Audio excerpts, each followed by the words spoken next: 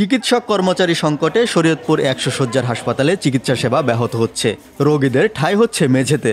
হাসপাতালের X-ray, ultrasonogram ও ECG পরীক্ষা বন্ধ থাকায় রোগীদের রোগ শনাক্তের পরীক্ষা নিরীক্ষার জন্য হাসপাতালের বাইরে যেতে হয়।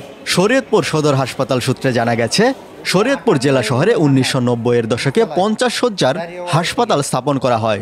২০০৩ সালে হাসপাতালটিকে ৫০ শয্যা হতে ১০০ শয্যায় উন্নীত করা হয়। তবে সেবার মান ও লোকবল না বাড়িয়েই ২০২০ সালে স্বাস্থ্য ও পরিকল্পনা মন্ত্রণালয় হতে প্রজ্ঞাপন জারি করে ২৫০ শয্যায় রূপান্তর করার ঘোষণা দেয়। তবে জনবল অবকাঠামোতেও রয়েছে সংকট। ফলে যথাযথ সেবা থেকে বঞ্চিত হচ্ছেন রোগীরা। পোহাতে হচ্ছে চরম ভোগান্তি।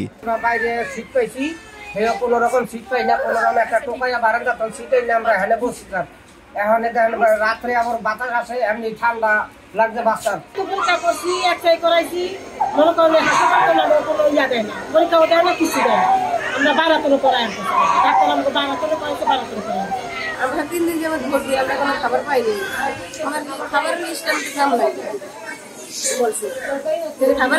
নাম নাই, হাসপাতালে senior consultant, ENT, medicine, surgery, anaesthesia, pathology, junior consultant surgery, চক্ষু, গাইনি, অর্থোপেডিক্স ও ট্রমাটিক সার্জারি, প্যাথোলজি, রেডিও ও ইমেজিং, কার্ডিওলজি, চর্ম ও যৌন, ফিজিক্যাল মেডিসিন, রিহ্যাবিলিটেশন পদে বিশেষজ্ঞ চিকিৎসক নেই। প্যাথোলজি বিভাগেও নেই কোনো চিকিৎসক।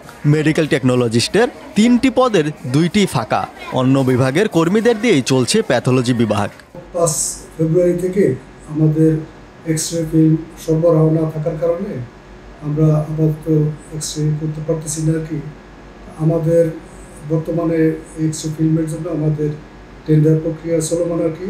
তা আমরা টেন্ডার প্রক্রিয়াটা সম্পূর্ণ হলে ইনশাল্লাহ আবার আমরা পুনরায় আমাদের সেবাটা চালু করতে পারবো।